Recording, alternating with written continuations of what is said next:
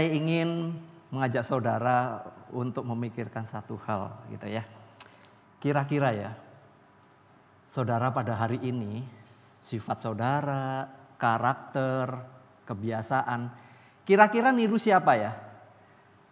Anda lebih banyak niru papa atau niru mama? Untuk Anda saat ini, siapapun saudara. Pikirin dulu. Tapi jangan pernah mengatakan, aku gak mirip siapa-siapa loh. Saya curiga, jangan-jangan saudara mirip tetangga. Ya.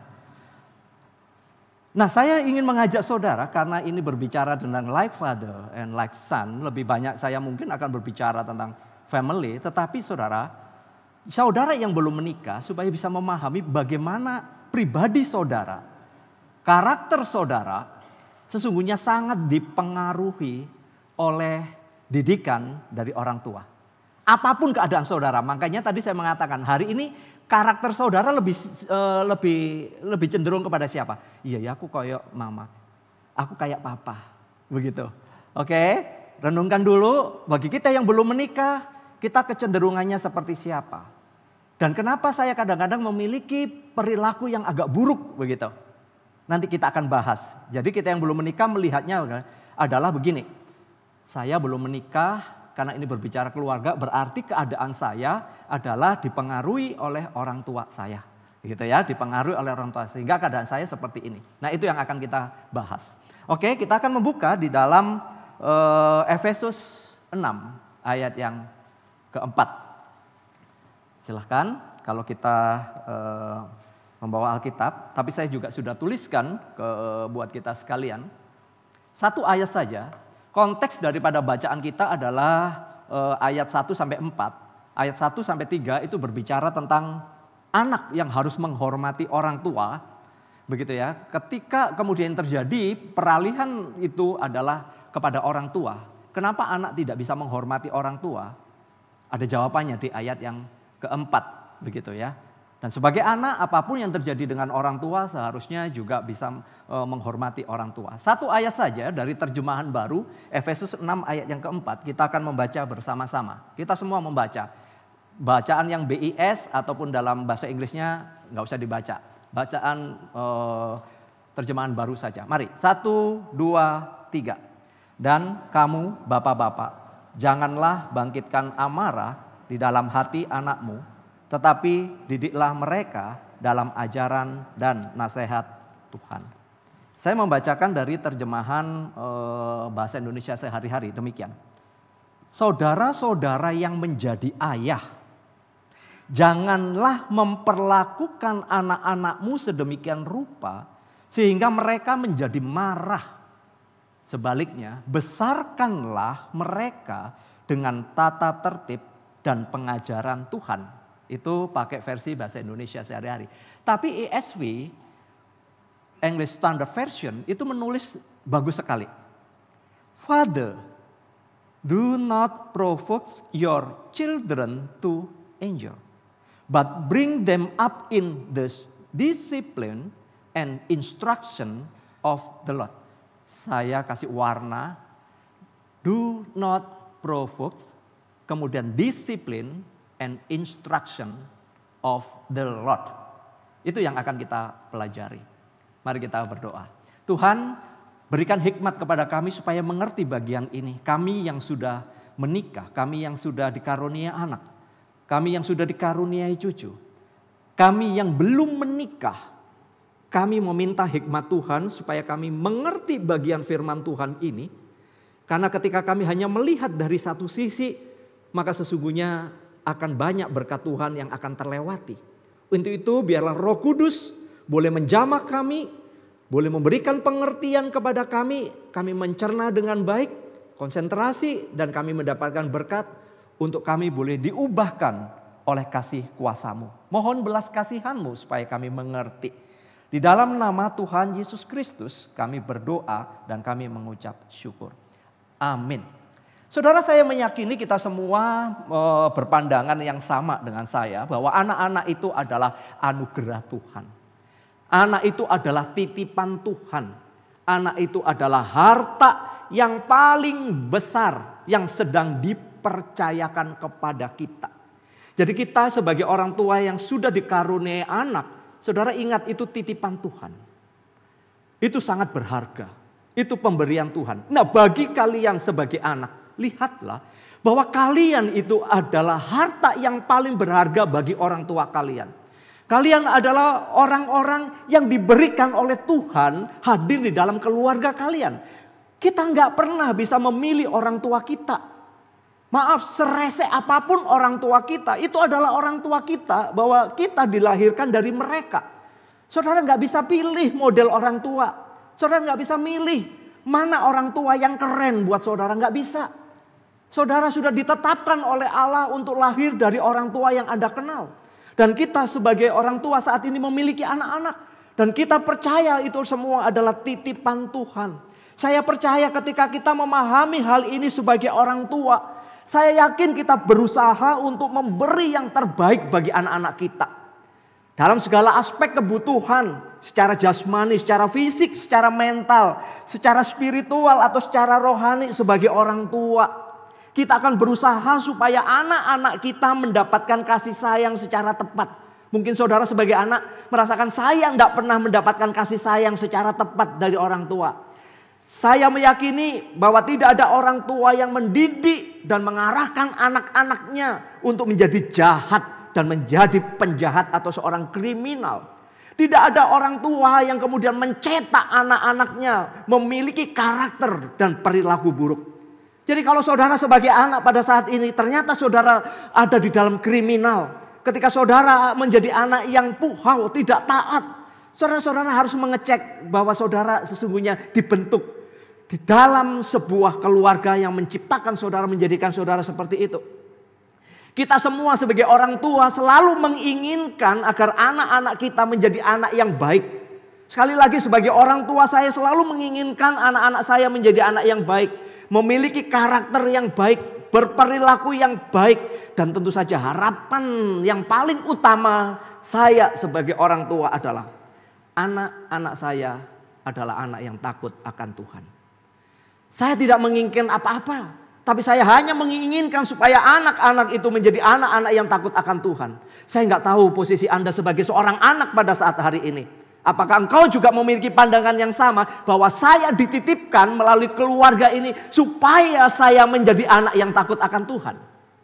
Tapi maaf kalau saudara menjadi anak yang kurang ajar bagi Tuhan, tentu ada something wrong yang terjadi dalam hidup saudara. Saudara, kenyataan yang tidak bisa dipungkiri di dalam sebuah keluarga adalah banyak anak mengalami yang namanya kepahitan dan luka batin akibat dari perlakuan orang tua. Sekali lagi, banyak anak saudara dalam keadaan baik semuanya.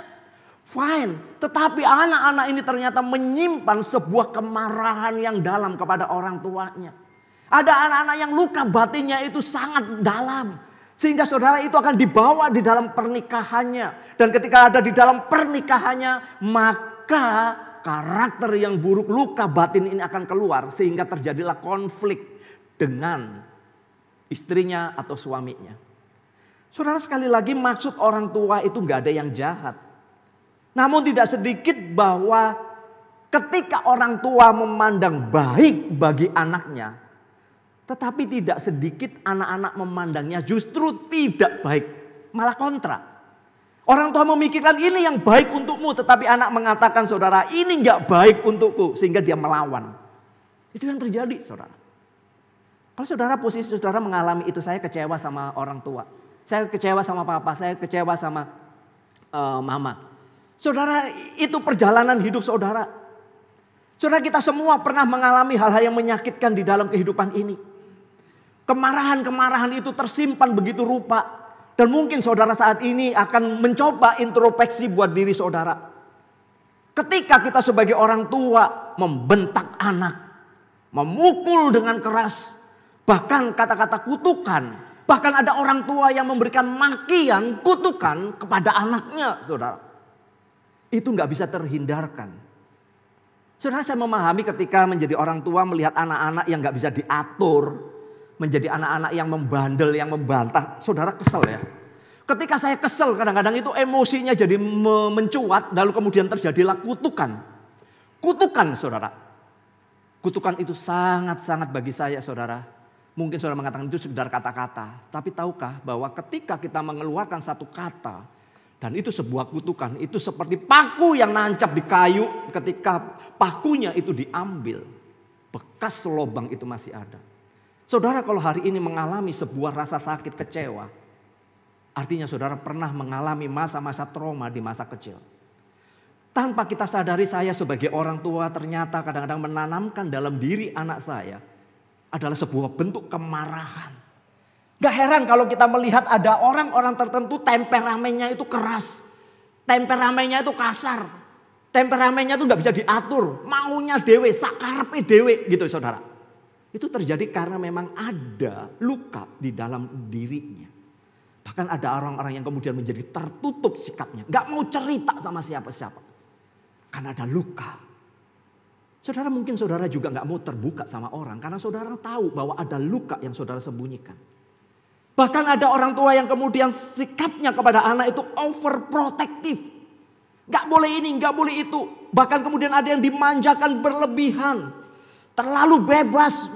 Menjadikan anak-anak ini saudara bisa menjadi anak yang penakut. Menjadi anak yang minder. Menjadi anak yang kuper, kurang pergaulan. Bahkan kemudian menjadi anak-anak yang tidak terkendali. Saudara yang mana? Kalau saudara sebagai anak saat ini saudara menjadi anak yang tidak terkendali. Atau saudara menjadi anak yang minder dan penakut. Karakter seorang anak menjadi buruk. Dan celakanya orang tua gak mau memperbaiki diri atau introspeksi diri dengan dirinya. Malah menuduh dan mengatai anak-anak dengan ucapan kasar. Dan selalu memberi label pada anaknya sebagai anak pembangkang melawan orang tua. Menjadi anak puhau. Saudara jujur ya, tanpa kita sadari itu ya. Kita itu sering menuntut anak-anak. Kita sebagai orang tua menuntut anak-anak itu menjadi seperti kita orang dewasa. Saya memperhatikan kadang-kadang ada orang tua ketika mendidik anaknya saudara. Dihajar sedemikian rupa, dikasih tahu sedemikian rupa. Seakan-akan dia sedang berbicara dengan orang yang dewasa. Padahal yang dia tidak bicara itu anak, saudara. Anaknya masih kanak-kanak. Tetapi kita sebagai orang tua seringkali nuntut anak itu supaya ngerti kita maunya orang tua. Wow saudara, itu yang terjadi. Bahkan ketika mereka sudah remaja, itu dunianya sudah berbeda. Kita seringkali juga menempatkan posisi kita adalah anak-anak itu masih kecil. Sehingga saudara-saudara kita tuntut sedemikian rupa. Beda lagi kalau sudah dewasa saudara. Kasus setiap usia anak-anak dalam perkembangan tentu akan berbeda.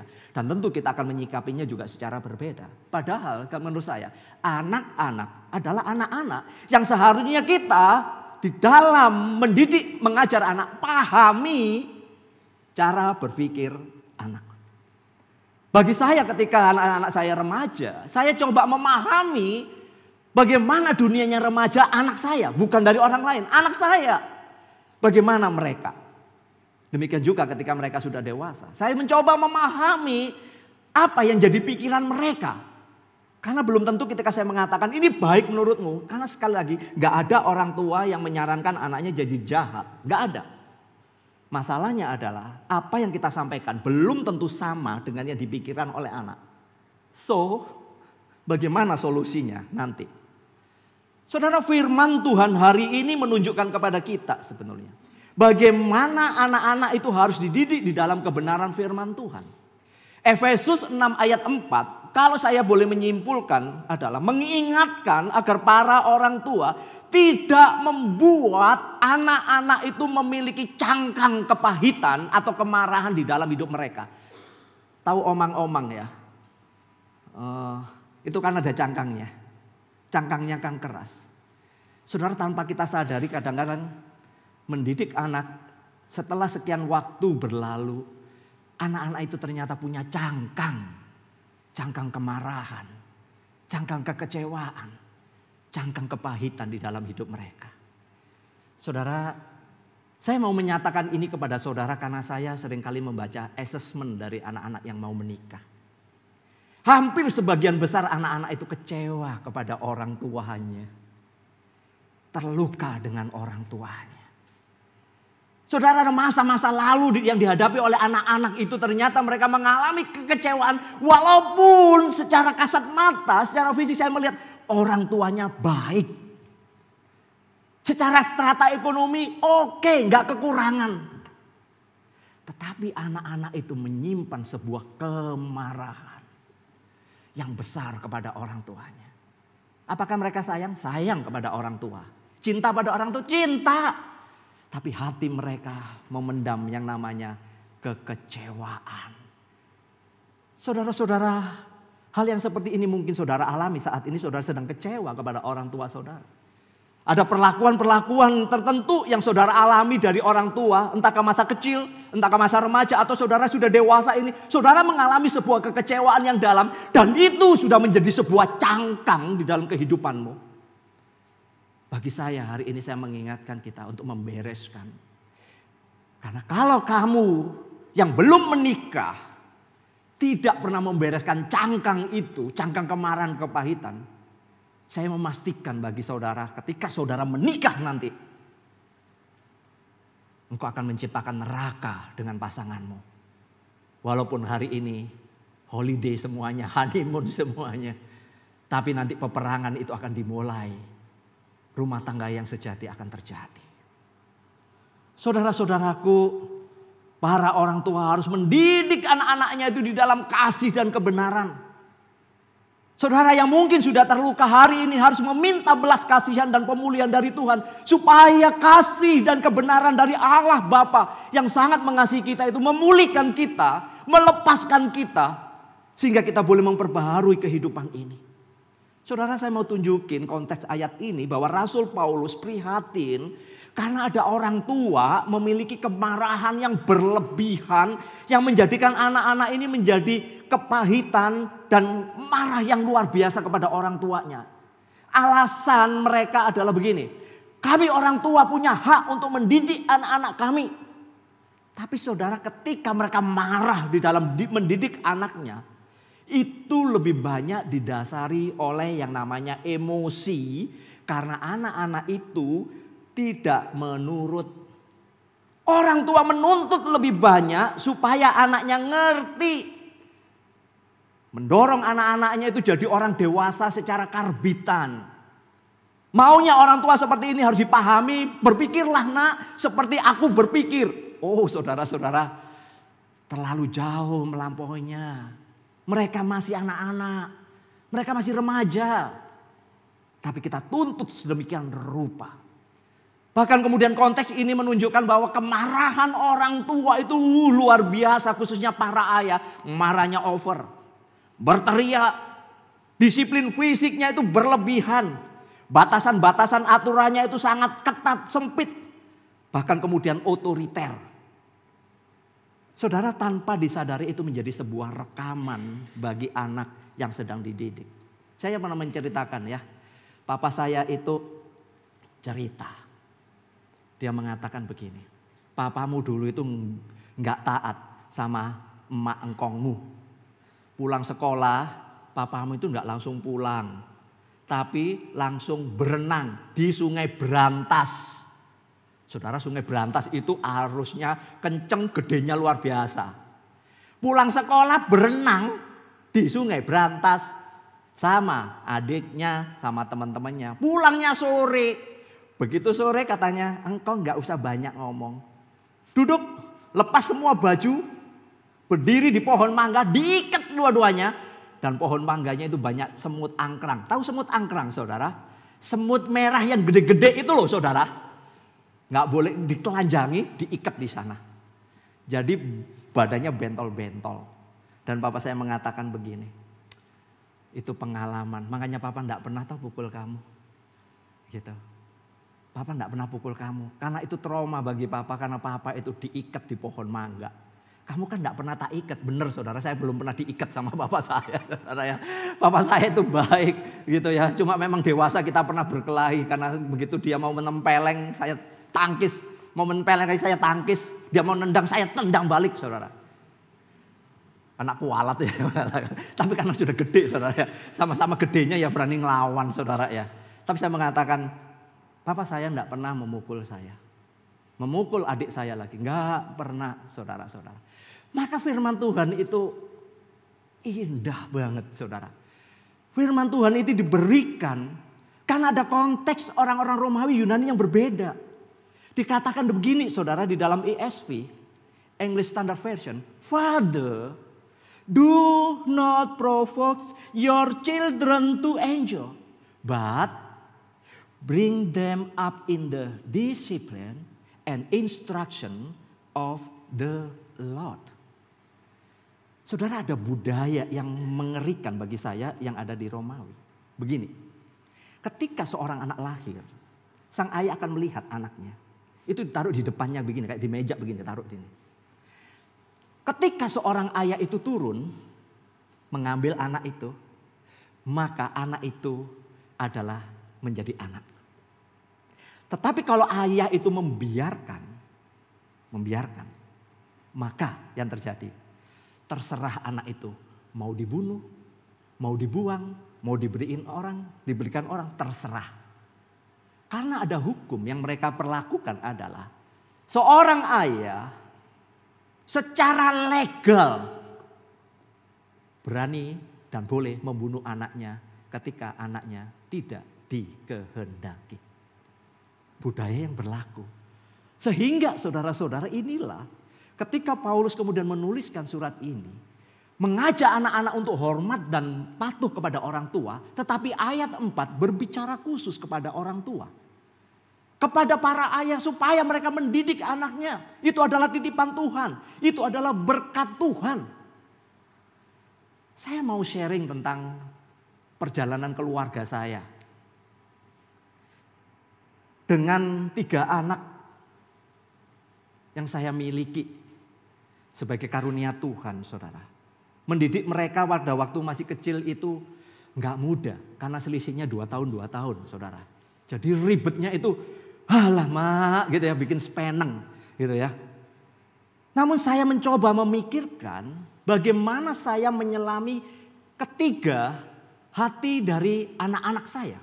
Karena anak yang pertama, anak yang kedua, anak yang ketiga berbeda, saudara.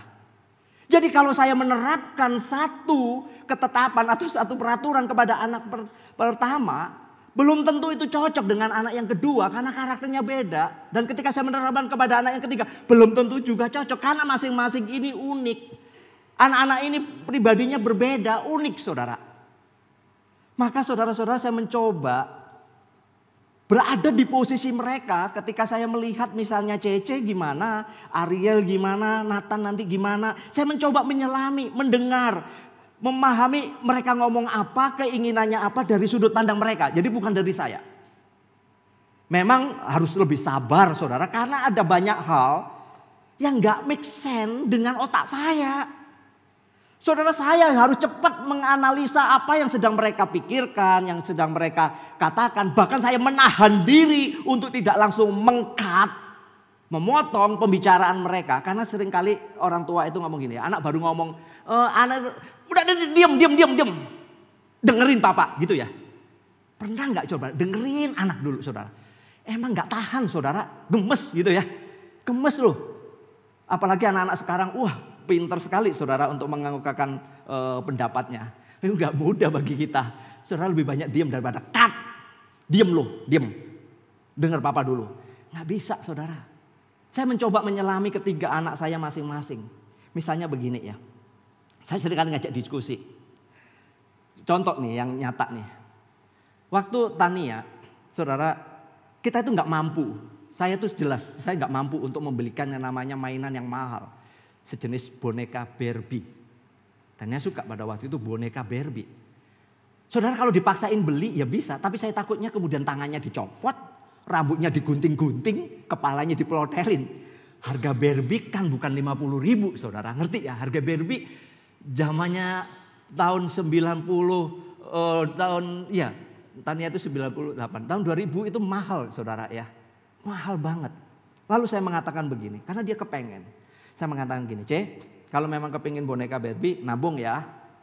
Sisihkan, kita nabung. Supaya kamu punya semangat supaya beli Barbie. Tapi saya bukan kemudian menunggu waktu sekian lama baru bisa beli Barbie. Saya cari penggantinya. Gimana? Saya beliin mainan dari kertas yang gambarnya Barbie. Tahu saudara mainan kertas yang gambarnya Barbie yang bisa dilepas orangnya. Dan kemudian ada gambar baju-bajunya. Sehingga orangnya lepas, bajunya bisa dipasang. Namanya mainan bongkar pasang. Adakah yang tahu ini? Saudara, jadi setiap ke toko mainan murah meriah. Jadi ketika dia melepas, pasang, buang gak apa-apa. Robek gak apa-apa. Toh belinya murah meriah. Saudara, mainan bongkar pasangnya itu banyak banget. Sampai kemudian waktunya tiba untuk dia bisa beli boneka Barbie yang asli. Tapi saya sudah menghiburkan. Saya kasih contoh lagi, nih anak saya Ariel. Sorry aku ya kasih contoh ya. Tapi contohnya baik kok. Ariel suka dengan waktu itu mobil-mobilan. Tamiya. Shoo, gitu ya. Punya Tamiya tapi kalau nggak punya lintasannya ya percuma. Mainannya kemana-mana. Lalu saya mengatakan kita nabung kok. Untuk beli lintasan Tamiya. Mahal. Kan nggak punya uang. Kita harus nabung. Tapi saya kasih alternatif penggantinya. Mungkin Koko pernah ingat, kita pernah bikin mainan dari kardus ya. Kardus bekas, kita bikin trek Tamiya. Jadi mobilnya Tamiya nggak kemana-mana, lewat kardus. Dan dia suka itu. Tahu saudara mobil Tamiya berapa? Bisa sampai 1 gelangsing. Karena bongkar pasang, pecah bongkar pasang. Tapi itu murah meriah. Cari yang murah meriah.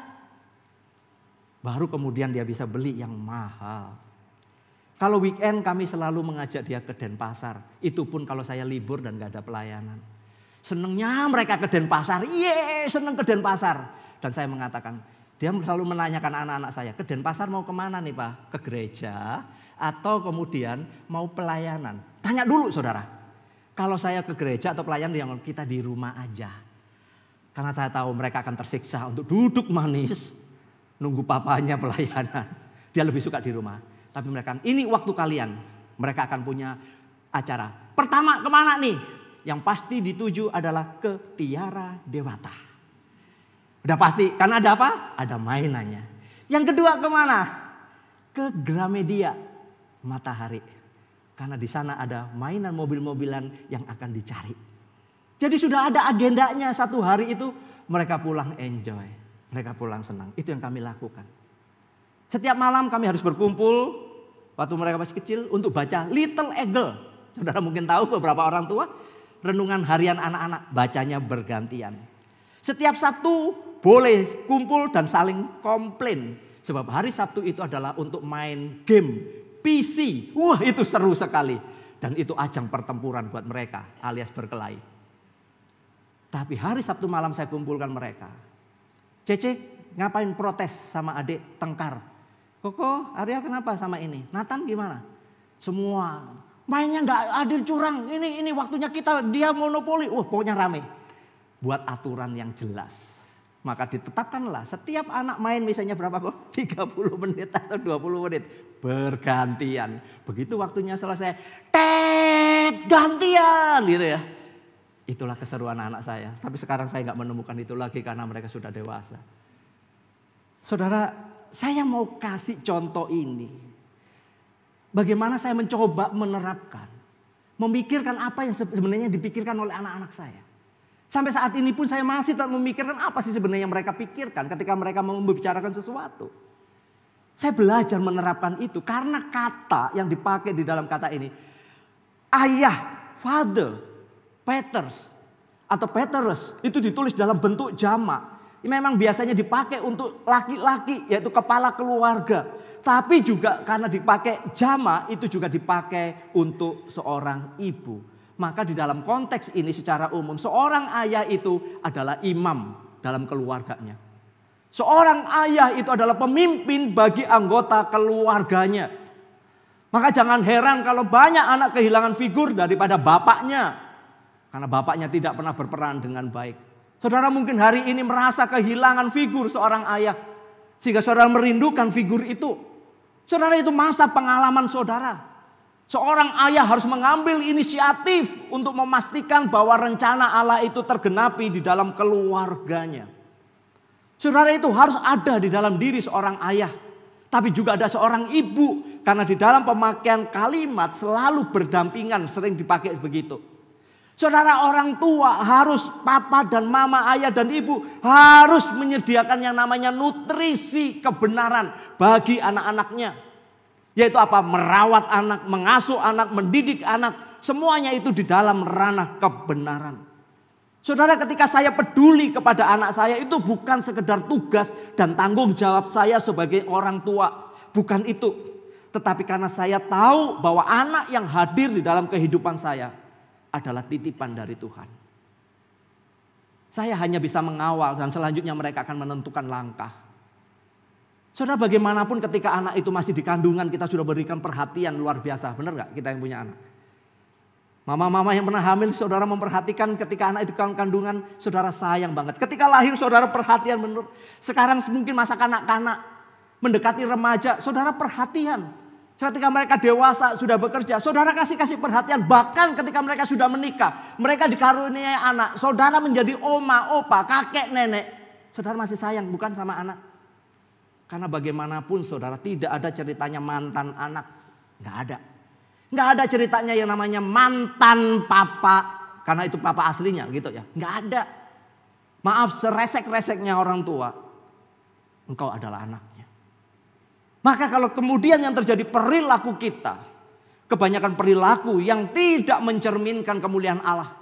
Yang suka memberontak, melawan, saudara susah diatur. Saudara harus introspeksi, untuk apa saudara hadir? Sekali lagi, saudara yang belum menikah tidak bisa memilih orang tua yang model bagaimana. Tapi memang Tuhan hadirkan orang tua yang unik. Karena setiap orang adalah unik. Dan Anda sendiri adalah unik. Saudara, banyak orang tua ya tanpa disadari. Ketika kemudian dengan keras mengata-ngatai anaknya. Saya sedih ketika melihat orang tua yang kemudian memberikan label kepada anaknya dengan sebutan anak nakal. Atau menyebut dengan anak gak bisa dididik. Lebih sedih lagi ketika ada orang tua yang kemudian nyamperin kita dan mengatakan, kamu orang tua gak bisa didik anak. Oh saudara, saya sangat sedih ketika orang mengatakan seperti itu. Saudara, saya bergumul ketika kami masih kecil, namanya juga anak-anak. Lari sana, lari sini, gak bisa diem. Maka hukuman yang paling berat buat mereka, saya suruh duduk saudara. Itu kakinya ya goyang-goyang, ya kepalanya goyang-goyang. Karena dia susah untuk ini. Saudara-saudara, saya sedih ketika orang mengatakan anaknya pendeta gak bisa diatur. Anaknya pendeta nakal. Pendeta gak bisa ngatur anaknya. Aduh, hati saya sedih saudara. Sedih. Saya selalu bertanya begini. Apakah semua anak itu harus sama ya? Apakah semua anak harus diem ya? Apakah semua anak harus duduk manis? Apakah anak harus menjawab iya?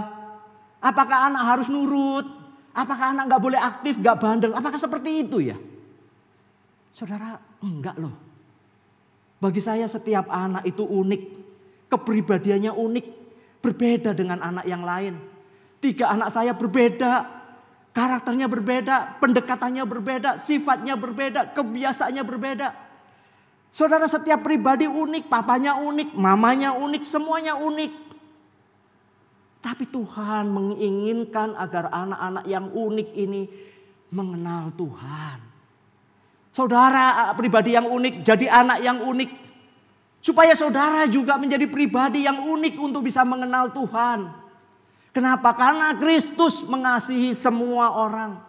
Mengasihi anak-anak kita, mengasihi saudara. Mungkin saudara tidak disayangi oleh orang tua, tidak dicintai oleh orang tua. Saudara dikecewakan, saudara ada cangkang kemarahan dan kepahitan. Tetapi ingat hari ini, Tuhan Yesus sayang kepada kalian. Tuhan Yesus Bapa yang baik untuk mengasihi kalian. Jadi belajarlah untuk hidup takut akan Tuhan. Kita sebagai orang tua, mari ajar kepada anak-anak kita adalah anak-anak yang takut akan Tuhan. Saya selalu menekankan kepada mereka, saya papa gak punya warisan tanah, gak punya. Papa gak punya apa-apa, tetapi papa hanya bisa mewariskan namanya warisan iman. Papa hanya bisa menyekolahkan kalian semasa kalian mampu untuk sekolah. Papa akan sekolahkan. Tapi selebihnya kalian harus membangun kehidupan kalian sendiri. Itu masa depan kalian. Saudara-saudara, saya hanya merindukan keberadaan anak-anak saya adalah anak-anak yang takut akan Tuhan. Itu adalah harta bagi saya yang paling berharga. Karena apa? Firman Tuhan mengatakan saudara dalam Amsal 22 ayat 15 dalam terjemahan bahasa Indonesia sehari-hari. Sudah sewajarnya anak-anak itu berbuat hal-hal yang bodoh. Amsal mengatakan anak-anak itu nakal, aktif, gak bisa diem, memberontak. Wajar dan mereka bodoh itu hal yang wajar. Tetapi dikatakan rotan dapat mengajar mereka mengubah kelakuan mereka. Saudara, ketika dididik, saudara, bukan kemudian kita mendidik dengan gelap mata. Tapi kita akan mendisiplin mereka dengan baik. Supaya apa? Mereka tidak menjadi anak yang kurang ajar. Amsal 29 ayat 15 dalam terjemahan bahasa Indonesia sehari-hari mengatakan, didikan dan teguran menjadi orang bijaksana. Anak yang selalu dituruti kemauannya akan memalukan ibunya. Lihat, papa, mama, ayah, ibu menjadi satu partner di dalam mendidik anak. Saudara-saudaraku, kata didiklah itu menarik. Didiklah anakmu di dalam Tuhan, begitu ya. Jangan membuat mereka marah, tapi didiklah itu memakai kata paideia. Yang artinya saudara itu adalah memberikan tutorial, petunjuk, memberikan edukasi, kemudian atau training, atau juga implikasinya adalah memberikan disiplin atau ngoreksi kepada anak. Itu orang tua saudara. Jadi peran kita adalah ya menutorial, menjadi tutorial bagi anak kita, mengedukasi mereka, mentraining mereka. Kemudian implikasinya ya disiplin, mana yang harus disiplin atau mana yang harus dikoreksi. Saudara-saudara, ini artinya ketika anak-anak ini di dalam perkembangannya, di dalam pertumbuhan mereka, maka saya mengatakan begini, tindakan yang dilakukan seorang ayah atau ibu untuk memberikan anak-anaknya kemampuan ya, kita menyekolahkan, memberikan yang terbaik bagi anak-anak kita. Kemudian juga menunjukkan keterampilan. Mereka punya keterampilan apa nih anak-anak nih? Kita dorong mereka supaya mereka berkembang. Dan juga karakter. Karakter ini penting untuk menjalani kehidupan bagi kemuliaan Tuhan. Saudara, pintar apapun tapi kalau anak kita nggak pernah takut sama Tuhan, itu mengerikan. Saudara, didiklah anak kita sedemikian rupa sehingga anak-anak itu selalu menghormati Tuhan. Dan celakanya anak-anak membutuhkan figur, yaitu orang tua. Maka orang tua harus menjadi teladan dalam kebenaran. Ini yang mungkin kalian yang belum menikah sebagai seorang anak komplain. Saya nggak punya teladan. Orang tua saya mengecewakan saya. Saya menjadi anak buangan. Mungkin saudara mengatakan gitu. Tapi saya mengatakan saudara ada figur yang boleh kalian teladani. Siapa? Bapa yang di sorga. Yang memanggil saudara di dalam Kristus Yesus. Sehingga saudara bisa meneladani dia karena dia adalah Bapa yang baik. Saudara, sungguh menyedihkan dan konyol ketika saya melihat seorang papa, seorang ayah berteriak kepada satu anaknya begini nih. Jika kamu memukul adikmu lagi ya, awas, aku hajar kamu. Pernah gak kita ngomong gitu? Pernah gak? Pernah dengar gitu gak? Awas ya, kalau kamu pukul adikmu atau pukul kakakmu, ntar gua hajar loh. Pernah kita mendengar seperti itu? Saudara, perkataan ini penuh intimidasi. Tetapi saudara, perkataan ini juga terekam di dalam diri anak. Sehingga tanpa disadari, ternyata anak berpikir, oh dengan cara begini ini adalah untuk menyelesaikan masalah. Kadang kita orang tua itu kalau lagi kesel ya. Lihat anak-anak ini berantem sesuatu yang sepele. Kita itu bisa ngomong gini, bisa berhenti gak bertengkarnya? Bisa berhenti gak? Kan kita ngomong begitu ya. Itu nadanya bukan ngomong pelan ya. Tapi dengan teriak dan mata yang melotot. Bisa berhenti gak? Jangan ganggu adikmu. Jangan bertengkar dengan kakakmu. Jangan bertengkar dengan adikmu. Saudara tahu gak? Anak itu mulai merekam. Oh, jadi untuk menyelesaikan masalah itu harus begini ya. Maka gak heran kalau tiba-tiba ada anak yang begini. Kasar kepada adiknya, mukul adiknya. Karena, jangan macam-macam ya. Gitu ya. Nanti kakak pukul. Gitu ya. Saudara itu dari mana? Coba emang orang tua ngajarin gini. Nah nanti kalau kamu diganggu kakak adikmu ngomong ya. Jangan macam-macam, tak pukul. Emang ada orang tua gitu? Nggak ada, itu orang tua sedeng saudara. Saya yakin anak-anak dari mana dapatnya? Dari bapak ibu saudara sekalian. Maka yang punya anak yang masih kecil. Kalau tengkar masuklah kamar. Tutuplah pintu, bertengkarlah seseru mungkin. Tapi begitu anak masuk, manislah. Karena anakmu akan merekam saudara. Merekam itu semua yang terjadi. Maka kalimat yang terakhir adalah ajaran dan nasihat. Ajaran dan nasihat itu adalah notesia. King James Version menerjemahkan admonition yang sering digunakan bersamaan. Jadi kata ini saudara, ajarlah mereka dengan nasihat dan didikan itu begini saudara. Ajar dengan memberi peringatan. Ajar dengan segala hikmat. Kita seringkali cuma ngajar tapi teriaknya keras, kenceng banget. Emosi saudara, namanya juga emosi ya. Ngomong kamu itu anak, bla bla bla bla, apalagi mama ya, ujungnya kemana gitu. Kalau papa mah biasanya cuma matanya melotot, woi diam gitu aja ya. Anak direkam saudara, direkam saudara. Nanti kalau dia punya anak dia juga perlakuan gitu, diam. Itu dari bapaknya. Jadi ada yang begitu saudara. Nah ingat saudara nurun siapa? Ada yang cerewet di sini, saudara nurun siapa? Ngajar dengan memperingatkan. Saudara ketika kita ngomong, ada sesuatu yang wrong, saya akan ngomong memperingatkan. Saya akan mengajar dengan hikmat. Karena saya mencoba menyelami apa yang dipikirkan oleh anak saya. Saya mencoba dengan hikmat Tuhan ini maunya gimana sih anak ini? Arahnya kemana sih? Jadi kadang-kadang itu kalau di rumah, saudara, saya tuh memang jarang ngomong. Saya banyak ngomong itu hanya di mimbar loh saudara. Kalau di rumah saya banyak diam, tanyain anak-anak boleh. Saya hanya ngomong berapa yang penting ketika mereka punya. Tapi ya berbeda lah dengan wanita ya. Saudara lebih banyak ngomongnya. Tapi kadang-kadang istri saya ngomong. Ngomong atau apa ngomong. Anakmu kasih tahu. Ngomong apa ya? Dia bilang, tambah marah saudara, saya yang diomeli. Saya hanya berbicara ketika saya sudah tahu. Oh dia melakukan seperti ini karena seperti ini. Saya tinggal ngomong saja. Saya tinggal ngomong. Saudara, yang terpenting adalah ketika mengajar anak, memperingatkan anak itu dalam hikmat Tuhan. Maka tujuannya supaya begini, anak-anak kita mengenal dan mengalami Kristus. Dan mereka menjadikan Tuhan sebagai harta yang paling berharga. Sadar gitu loh, kalau diajak ngomong, oh baik gini, oh pendapatnya papa gini, oh pendapatnya mama gini. Sehingga saudara sebagai seorang anak dia tahu bahwa oke, Tuhan menginginkan saya untuk melakukan ini. Tapi beda ketika memang kita sih nggak ada orang tua jahat. Kita memaksakan sesuatu kepada anak kita. Harus begini sehingga tengkar dengan anak. Sehingga endingnya gimana? Saling menyakiti. Saudaraku, saya ingin mengajak saudara untuk juga boleh melihat satu kata. Yaitu di dalam Amsal 1 ayat 8. Yang mengatakan, hai anakku, dengarkanlah didikan ayahmu. Jangan menyia-nyiakan ajaran ibumu. Bapak ibu memberikan nasihat supaya anaknya jadi baik. Anda yang sebagai anak dengarkan itu. Walaupun itu gak sesuai dengan suasana hatimu. Kenapa? Karena orang tua bagi saya mempunyai tanggung jawab yang besar. Yang sama dengan ibu untuk membesarkan, merawat, mendidik anak di dalam Tuhan. Saudaraku, menjadi orang tua itu gak gampang. Sekali lagi kita yang jadi orang tua gak gampang.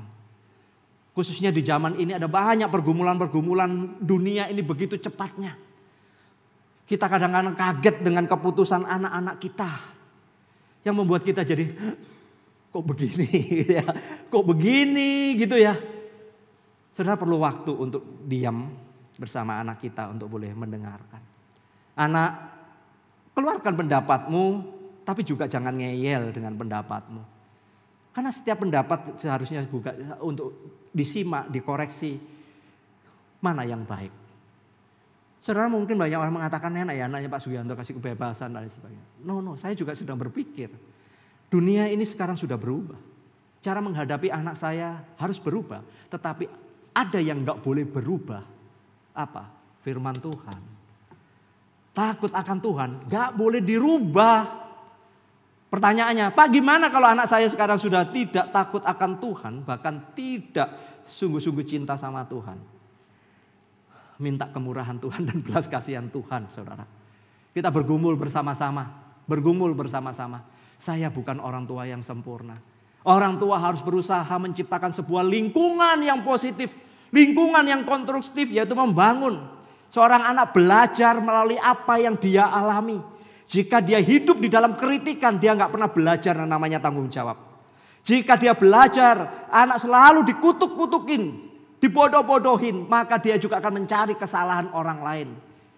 Kalian kalau kemudian lebih cenderung mencari kesalahan orang lain, ingat mungkin kalian punya kepahitan masa lalu.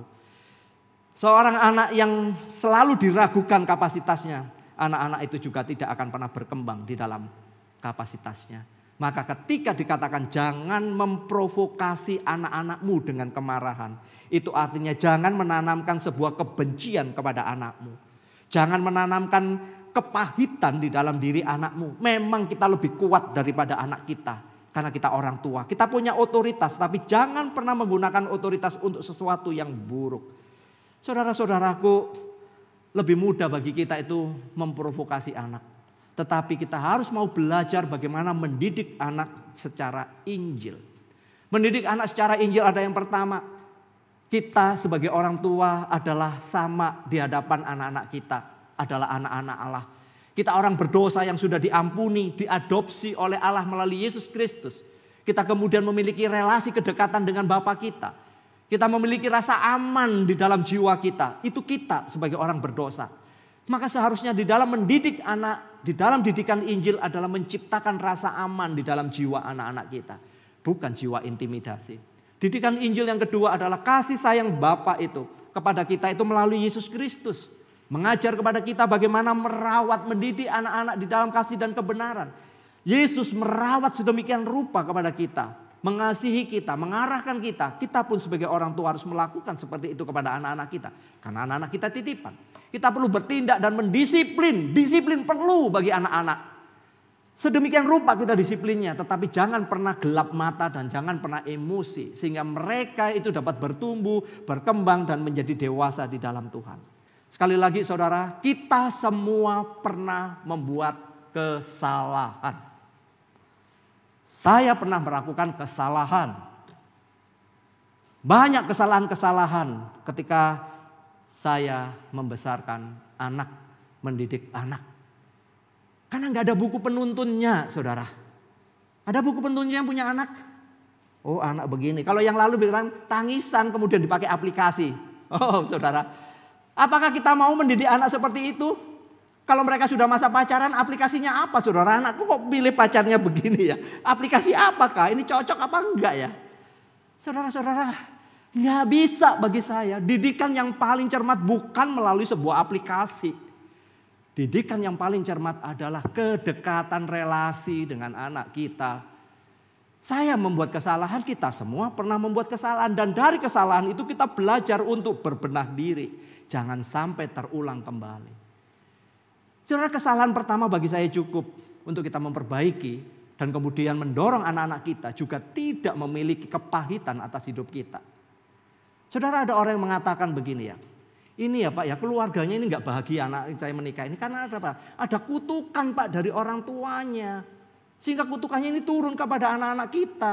Saya mengatakan tidak. Di dalam Kristus semua sudah dipatahkan. Kristus sudah menyempurnakan, menghapus semua dosa dan kutukan. Saudara-saudara, ketika kita di dalam Kristus, kita ciptaan baru. Kita memang pernah berbuat salah, tetapi di dalam Kristus kita harus memperbaiki. Maka sekarang bagi saudara, tebus. Tebus kesalahan kita. Anak-anak, tebuslah kesalahanmu kepada orang tua. Ini waktunya bagi saya. Saya mencoba menyimpulkan demikian. Injil itu selalu memperlakukan sesuatu yang baik, saudara. Ketika kita memberi nasihat, itu bukan hanya nilai-nilai dunia.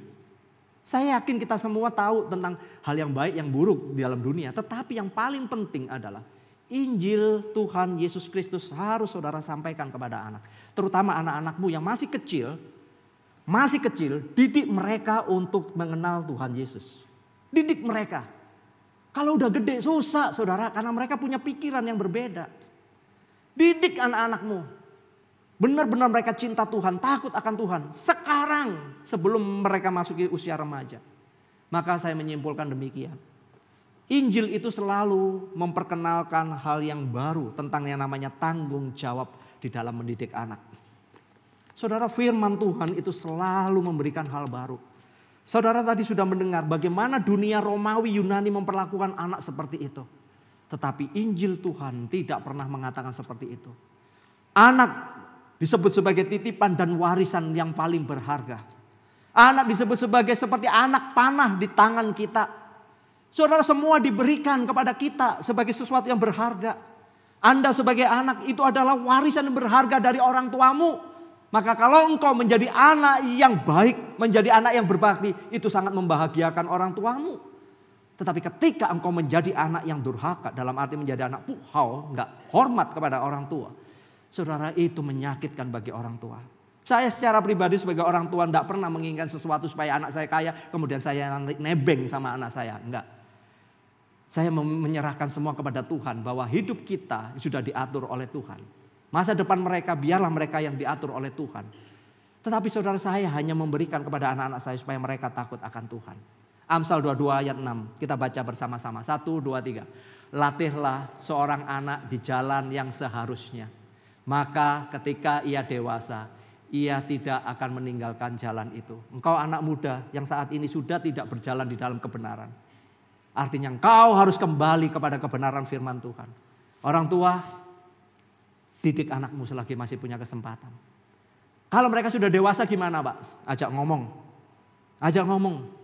Apa yang jadi kerinduan mereka. Kalau ada konsep yang salah, dengerin. Lalu kemudian minta hikmat Tuhan supaya saudara bisa menyelesaikannya. Orang tua Kristen sejati memiliki hak istimewa. Sekali lagi, saudara diberikan hak istimewa untuk mengajarkan apa yang benar yang disampaikan dengan hikmat Tuhan. Sekali lagi, menjadi orang tua itu adalah sebuah kebanggaan. Karena itu adalah titipan Tuhan. Anak-anak, bersyukurlah ada orang tua yang menyayangi kalian. Tetapi kalau ada orang tua yang kalian mengecewakan, sekarang minta belas kasihan Tuhan supaya Tuhan memulihkan. Saya menutupnya dengan satu kalimat. Sebagai anak-anak Tuhan, saya dan saudara siapapun kita, di dalam segala hal, kita semua harus semakin serupa dengan Kristus. Nggak ada yang lain. Kalau saudara sebagai orang tua semakin cinta Tuhan, engkau akan mengajarkan cinta Tuhan kepada anak-anakmu. Tapi kalau hari ini engkau menjadi orang tua yang tidak cinta Tuhan, maka engkau sesungguhnya sedang menanamkan ketidakcintaan kepada anakmu kepada Tuhan. Sesuatu yang sangat mengerikan akan terjadi. Mari kita bersama-sama bergumul untuk mendidik anak kita di dalam kebenaran. Anak-anak, belajarlah untuk taat kepada orang tua seperti ayat 1 sampai dengan 3.